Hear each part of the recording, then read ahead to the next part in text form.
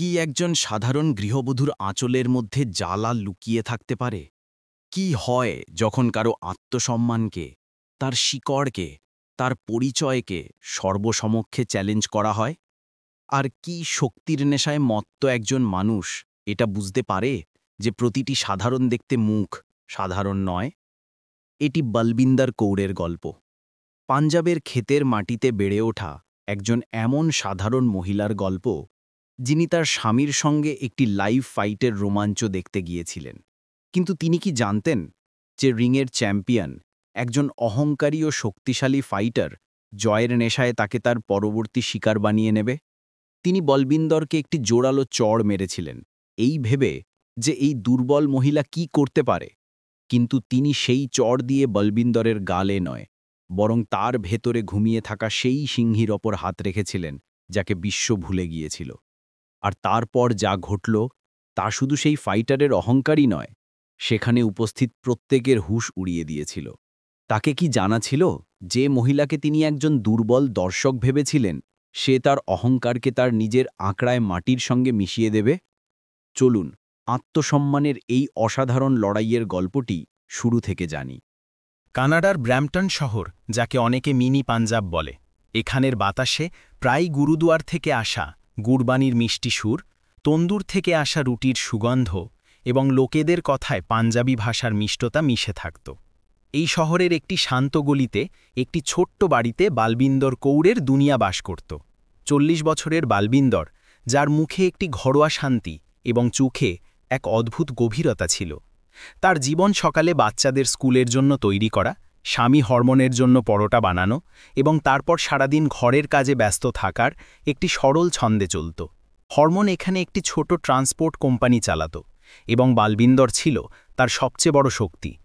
তার পাড়াপড়শিরা তাকে একজন শান্ত, মিলনসার এবং পরিশ্রমী মহিলা হিসেবে জানত, যার হাতে বানানো খাবারের প্রশংসা দূর দূরান্তে হতো।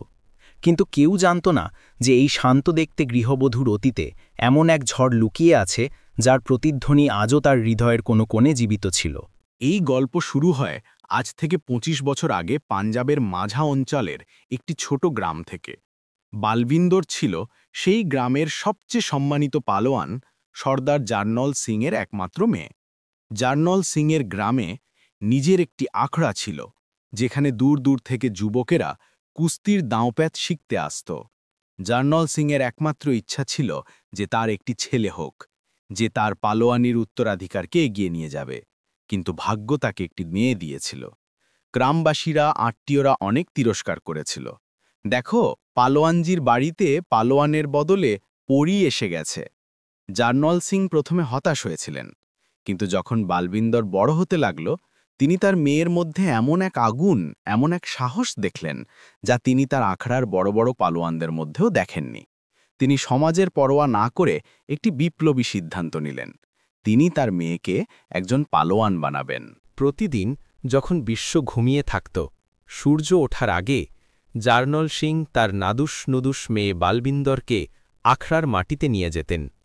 তিনি তাকে কুস্তির প্রতিটি দাঁও শিখিয়েছিলেন, ধোবি পছাড়, ঢাক, বাহারলি তাং। তিনি তাকে শুধু লড়াই করতে শেখাননি, তিনি তাকে মাটির সম্মান করতে শিখিয়েছিলেন, প্রতিপক্ষের সম্মান করতে শিখিয়েছিলেন এবং নিজের শক্তির সঠিক ব্যবহার করতে শিখিয়েছিলেন। তিনি বলতেন, পুত্তর, আসল শক্তি শরীরে নয়, জমিরে, বিবেকে থাকে। আর জমির বলে যে শক্তির ব্যবহার কখনো অহংকারের জন্য নয়, বরং আত্মসম্মান রক্ষার জন্য করতে হয়। বালবিন্দর তার পিতার প্রত্যাশায় খাঁটি উতরে গিয়েছিল। সে ছেলেদের চেয়ে ভালো দাঁও লাগাত। তার পকড়ে লোহার মতো শক্তি এবং তার ইচ্ছায় ফৌলাদের মতো দৃঢ়তা ছিল। কিন্তু এই সবই বিশ্বের চোখ থেকে লুকানো ছিল। জার্নল সিং জানতেন যে তাদের সমাজ একটি মেয়েকে আখড়ায় মেনে নেবে না। কিন্তু একদিন যখন বালবিন্দর 15 বছরের ছিল, গ্রামে একটি বড় কুস্তির দঙ্গল হয়েছিল। পড়শি গ্রামের একজন পালোয়ান, যে তার অহংকারের জন্য বিখ্যাত ছিল, খোলাখুলি চ্যালেঞ্জ দিচ্ছিল যে কেউ তাকে হারাতে পারবে না। জার্নল সিংয়ের আখড়ার সব পালোয়ান তার কাছে হেরে গিয়েছিল। জার্নল সিংয়ের মাথা লজ্জায় ঝুঁকে যাচ্ছিল। তখনই বালবিন্দর, যে ওড়না দিয়ে তার মুখ ঢেকে রেখেছিল, ভিড় থেকে বেরিয়ে এলো এবং তার পিতার পায়ে পড়ে গেল। বাবুজি, একটি সুযোগ দিন, আজ আপনার সম্মানের প্রশ্ন। সেই দিন সেই দঙ্গলে যা ঘটল তা গ্রামের ইতিহাসে একটি কিংবদন্তি হয়ে গেল। সেই নকাবপোষ পালোয়ান, যাকে সবাই ছেলে ভেবেছিল, সেই অহংকারী পালোয়ানকে কয়েক মিনিটের মধ্যে ধুলায় মিশিয়ে দিয়েছিল। যখন সে তার নকাব খুলল এবং লোকেরা বালবিন্দরের মুখ দেখল, তখন সেখানে নীরবতা ছেয়ে গেল। কিছু লোক তালি বাজিয়েছিল, কিন্তু বেশিরভাগ মানুষের চোখে বিস্ময় এবং অস্বীকৃতি ছিল। সেই দিনের পর জার্নাল সিংকে সমাজের কাছ থেকে অনেক কথা শুনতে হয়েছিল, কিন্তু তিনি তার মেয়ের জন্য গর্বিত ছিলেন। কয়েক বছর পর যখন তিনি অসুস্থ হয়ে বিছানায় পড়লেন, তখন তিনি তার মেয়ের হাত ধরে একটি প্রতিজ্ঞা নিয়েছিলেন। উত্তর, এই দুনিয়া এখনও তোমার মতো সিংহীদের জন্য প্রস্তুত নয়। আমার কাছে প্রতিজ্ঞা করো যে তুমি একজন সাধারণ মেয়ের মতো জীবনযাপন করবে, বিয়ে করবে, ঘর বাঁধবে এবং এই কলার ব্যবহার কখনো বিনা কারণে রাগে বা খ্যাতির জন্য করবে না। হ্যাঁ, যদি কখনো তোমার বা কোনো নির্যাতিতের আত্মসম্মানের উপর আঘাত আসে, তাহলে পিছু হটবে না। বলবিন্দর কাঁদতে কাঁদতে তার পিতাকে প্রতিজ্ঞা দিয়েছিল। পিতার মৃত্যুর পর সে আখড়ার মাটিতে মাথা ঠেকিয়ে তাকে চিরকালের জন্য বিদায় জানিয়েছিল। কয়েক বছর পর তার বিয়ে হয় কানাডায় বসবাসকারী একজন ভালো ও নেকদিল মানুষ হরমোনের সঙ্গে। হরমোন শুধু এটুকু জানত যে তার স্ত্রীর পিতা পালোয়ান ছিলেন এবং সে একজন মজবুত হৃদয়ের মহিলা, কিন্তু সে সেই জ্বালা সম্পর্কে অজানা ছিল যাকে বলভিন্ডার তার হৃদয়ের গভীরে কোথাও দাফন করে রেখেছিল। কানাডায় এসে বালবিন্দর পুরোপুরি একজন গৃহবধূ হয়ে গিয়েছিল। সে তার 2 সন্তানের লালন পালনে নিজেকে ডুবিয়ে দিয়েছিল। সে খুশি ছিল, কিন্তু মাঝে মাঝে একা থাকলে তাকে আখড়ার সেই সুগন্ধি মাটি, পিতার সেই বুলন্দ কণ্ঠ এবং কুস্তির সেই ললকার খুব মনে পড়ত। কিন্তু সে তার প্রতিজ্ঞার দ্বারা বাঁধা ছিল। সে তার পালোয়ানিকে একটি রহস্য বানিয়ে তার অতীতের সিন্ধুকে বন্ধ করে রেখেছিল। আর তারপর 15 বছর পর সেই রাত এলো, যেটি সেই বন্ধ সিন্ধুকের তালা এক ঝটকায় ভেঙে দিয়েছিল। সেই সপ্তাহে হরমোনের জন্মদিন ছিল। হরমোন এবং তার বন্ধুরা কানাডায় হওয়া লোকাল ফিমেল ফাইট লিগের খুব বড় ভক্ত ছিল। তারা জেদ করে বালবিন্দরকেও তাদের সঙ্গে যেতে রাজি করিয়েছিল। চলো বালবিন্দর, তোমাকেও দেখাই এখানকার মেয়েরা কিভাবে লড়ে, তোমার খুব মজা লাগবে। বালবিন্দর প্রথমে দ্বিধা করেছিল। লড়াই ঝগড়া এসব তার এখন আর পছন্দ ছিল না, কিন্তু স্বামীর খুশির জন্য সে রাজি হয়ে গিয়েছিল। শনিবার রাতে ব্র্যাম্পটনের সবচেয়ে বড় ইনডোর স্টেডিয়াম খচাখচ ভরা ছিল। জোরালো সঙ্গীত, লেজার লাইটের ধোঁয়া এবং হাজারো মানুষের চিৎকারে পরিবেশে এক অদ্ভুত নেশা ছিল। বালবিন্দর এই দুনিয়ায় নিজেকে কিছুটা আলাদা থাকা অনুভব করছিল। সে একটি সাধারণ পাঞ্জাবি স্যুট পরেছিল এবং মাথায় ওড়না জড়িয়ে রেখেছিল। সে তার স্বামী এবং তার বন্ধুদের সঙ্গে রিংয়ের একদম কাছের আসনে বসেছিল। ফাইট শুরু হলো। রিংয়ে 2 জন মেয়ে একে অপরের উপর নির্মমভাবে আঘাত করছিল। বালবিন্দর এমন কিছু আগে কখনো দেখেনি। এটি কুস্তি ছিল না। কুস্তিতে সম্মান থাকে, নিয়ম থাকে। এখানে তো শুধু জয়ের এক বন্য ক্ষুধা ছিল। শেষ ফাইট ছিল সেই লিগের চ্যাম্পিয়ন ভেরোনিকা দ্য ভিন্ডিকেটরের। ভেরোনিকা ছিল একজন লম্বা চওড়া, অত্যন্ত শক্তিশালী ফাইটার, যার নাম শুনলেই তার প্রতিপক্ষ কাঁপত। সে শুধু তার শক্তির জন্য নয়, তার খারাপ ব্যবহার এবং অহংকারের জন্যও পরিচিত ছিল। সে প্রায়ই জয়ের পর তার পরাজিত প্রতিপক্ষের সঙ্গে ঠাট্টা করত। ফাইট শুরু হলো। ভেরোনিকা তার প্রতিপক্ষের ওপর ক্ষুধার্ত সিংহীর মতো ঝাঁপিয়ে পড়ল। সে কয়েক মিনিটের মধ্যে তাকে মারাত্মকভাবে হারিয়ে নকআউট করে দিল। পুরো স্টেডিয়াম ভেরোনিকা ভেরোনিকার স্লোগানে গুঞ্জি উঠল। বালবিন্দরও এইসব দেখছিল। সে ভেরোনিকার শক্তি দেখে মুগ্ধ হয়েছিল, কিন্তু তার লড়াইয়ের ধরনে যে নিষ্ঠুরতা এবং অসম্মান ছিল তা দেখে তার মন খারাপ হয়ে গেল। এটি শক্তি নয়, এটি তো বর্বরতা, সে মনে মনে ভাবল। জয়ের পর ভেরোনিকা রিংয়ে ঘুরে ঘুরে দর্শকদের অভিবাদন গ্রহণ করছিল। তার চোখে জয়ের নেশা এবং অহংকার স্পষ্ট ঝলক ছিল। সে রিংয়ের কিনারায় এলো, যেখানে বালবিন্দর এবং তার পরিবার বসেছিল। হারমোন এবং তার বন্ধুরাও বাকি লোকেদের মতো চিৎকার করছিল এবং তালি বাজাচ্ছিল। বালবিন্দরও পরিবেশের সঙ্গে ভেসে হালকা হাসির সঙ্গে তালি বাজাচ্ছিল। তখনই ভেরোনিকার নজর বালবিন্দরের ওপর পড়ল। হয়তো তাকে বালবিন্দরের সাধারণ পোশাক সেই চাকচিক্যময় দুনিয়ায় একটি দাগের মতো লেগেছিল, কিংবা হয়তো বালবিন্দরের শান্ত চোখে সে তার জন্য কোনো চ্যালেঞ্জ দেখেছিল। অথবা হয়তো সে শুধু তার শক্তির নেশায় মত্ত ছিল। সে বালবিন্দরের ঠিক সামনে এসে দাঁড়াল। What are you looking at aunty? Go make some rotis. কি দেখছো আন্টি? যাও রুটি বানাও, সে উঁচু গলায় অপমানজনক সুরে বলল। বালবিন্দর, হারমোন এবং তার বন্ধুরা সবাই হতভম্ব হয়ে গেল। তারা বুঝতে পারল না এটা কি হচ্ছে। বালবিন্দর কোনো প্রতিক্রিয়া দেখাল না। সে শুধু শান্তভাবে দাঁড়িয়ে রইল। হয়তো তার এই নীরবতা ভেরোনিকাকে আরও খোঁচা দিল। তাকে মনে হল যে তার অপমানের কোনো প্রভাব পড়েনি। সে এগিয়ে গিয়ে যা করল তার কল্পনাও কেউ করেনি। সে তার হাত তুলল এবং হাজারো মানুষের সামনে, ক্যামেরার সামনে বালবিন্দরের গালে একটি জোরালো চড় মারল। চড়ের শব্দ জোরালো সঙ্গীতের কোলাহলে মিশে গেল। কিন্তু এটি বালবিন্দরের ভেতরে ঘুমিয়ে থাকা ঝড়কে জাগিয়ে তুলল। এটি শুধু একটি চড় ছিল না, এটি ছিল তার আত্মসম্মানের উপর আক্রমণ। এটি ছিল তার পিতার দেওয়া শিক্ষার ওপর আক্রমণ। এটি ছিল তার পরিচয়ের ওপর আক্রমণ। পুত্তর, যদি কখনো তোমার বা কোনো নির্যাতিতের আত্মসম্মানের ওপর আঘাত আসে, তাহলে পিছু হাঁটবে না। পিতার এই কথাগুলো তার কানে বজ্রপাতের মতো বেজে উঠল। এক মুহূর্তের জন্য সবকিছু যেন থেমে গেল। বালবিন্দরের চোখের শান্তি হঠাৎ অদৃশ্য হয়ে গেল। তার জায়গায় এমন এক জ্বালা জ্বলে উঠল যা দেখে হারমানও ভয় পেয়ে গেল। সে তার স্ত্রীর এমন রূপ কখনো দেখেনি। বালবিন্দর, ছেড়ে দে, এটি প্রফেশনাল ফাইটার, এটি তোকে মেরে ফেলবে। হারমান তাকে ধরার চেষ্টা করল, কিন্তু বালবিন্দর এক ঝটকায় তার হাত ছাড়িয়ে নিল। তার পকড়ে এত শক্তি ছিল যে হারমান পিছিয়ে গেল। এখন বালবিন্দরের দৃষ্টি শুধু ভেরোনিকার ওপর ছিল, যে এখনও হাসছিল, তার এই কাণ্ডে গর্ববোধ করছিল। বালবিন্দর কিছু বলল না। সে শুধু তার ওড়না কোমরে বেঁধে নিল।